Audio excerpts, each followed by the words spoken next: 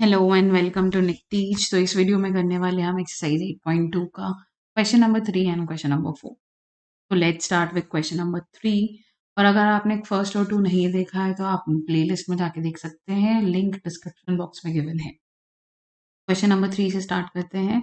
If 10a plus B is root 3 and 10a minus B is 1 by root 3 और a plus B is some angle जो कि 0 से 90 degree पे लाई कर रहा है and a greater than b, find A and B.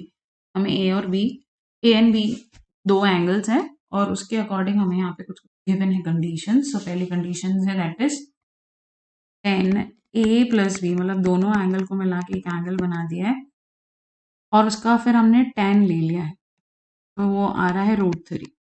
Okay, और दूसरा है 10a माइनस बी, जब हम सब्ट्रैक्ट कर रहे हैं और 10 ले रहे हैं उसका, तो यहाँ पे आ रहा है 1 बाई रूट 3।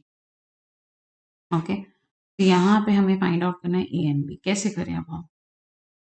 यहाँ पे हम देखते हैं कि 10a प्लस बी तो हम कुछ नहीं कर सकते, इसको ओपन तो कर नहीं सकते, है ना। रूट 3 को हम क्या लिख सकते हैं 10 के टर्म्स में? तो इट इज 10 60 डिग्री, है ना।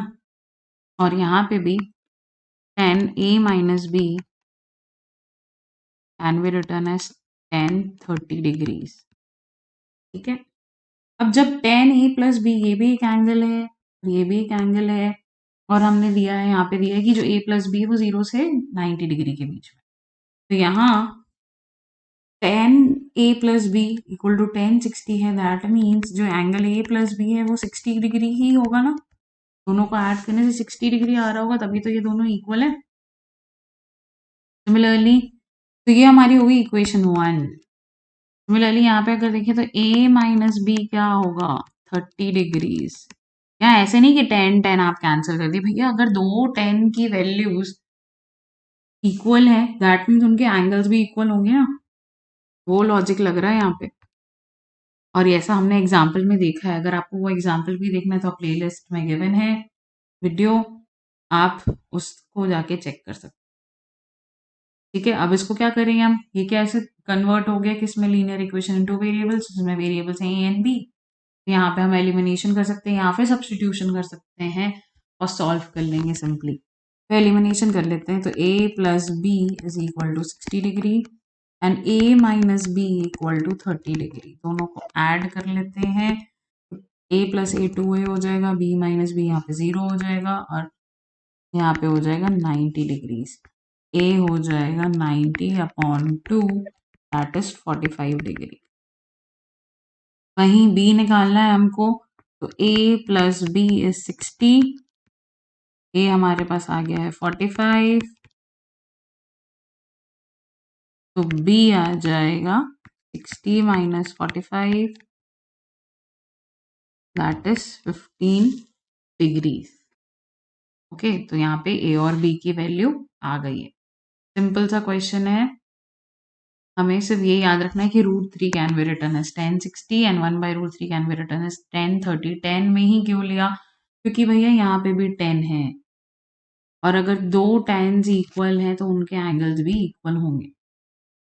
ठीक है, ओके, आते फोर्थ क्वेश्चन में, जो कि ट्रू फॉल्स क्वेश्चन है और इसको हमें जस्टिफाई भी करना है। पहला है उसमें sine A plus B equal to sine A plus sine B. क्या ऐसा है ट्रू?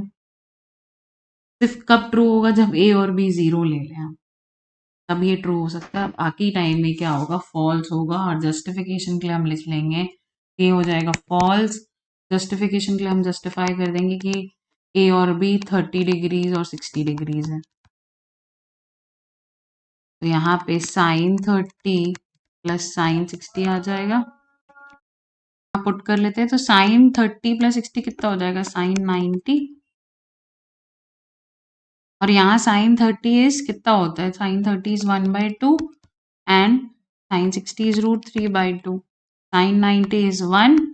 हम LHS RHS दोनों सॉल्व कर रहे हैं ना, तो यहाँ पे आ जाएगा 1 प्लस रूट 3 अपॉन 4। क्या ये दोनों इक्वल है? नहीं है इक्वल, तो answer is false.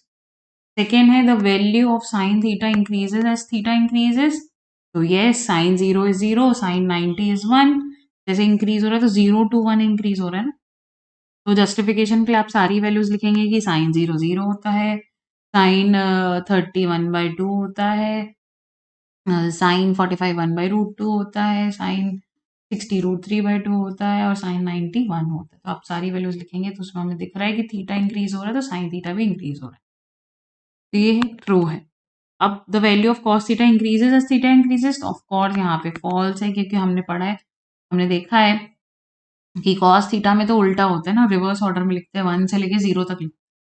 Same justification आप वही देंगे कि भैया नहीं, यहाँ पे कॉस 0 1 होता है, फिर आप पूरा लिखेंगे उसको, है ना, सारी वैल्यूज को लिखेंगे और हम इस पैटर्न से देख रहे हैं कि थीटा इंक्रीज हो रहा है तो कॉस थीटा डिक्रीज हो रहा है। फोर्थ वाला है sine theta equal to cos theta for all values of theta, क्या इक्वल है? नहीं, फॉल्स। सिर्फ 45 डिग्री के लिए हमने देखा कि वो इक्वल हो जाता है। ठीक है, फॉर ऑल वैल्यूज, जैसे कि आप यहाँ पे कोई भी कंपैरिजन दिखा दीजिए जस्टिफिकेशन में कि साइन 60 डिग्री होता है √3/2 और वहीं कॉस 60 डिग्री होता है 1/2, तो क्या ये दोनों इक्वल है? No, answer is false. Cot A is not defined for A equal to 0. Cot A is not defined for A equal to 0. True. True, क्योंकि tan 0 हो जाता है 0, तो कॉट 0 क्या हो जाएगा? 1/0, which is not defined. Okay, तो this is true. Justification के लिए आप ये चीज लिख देंगे।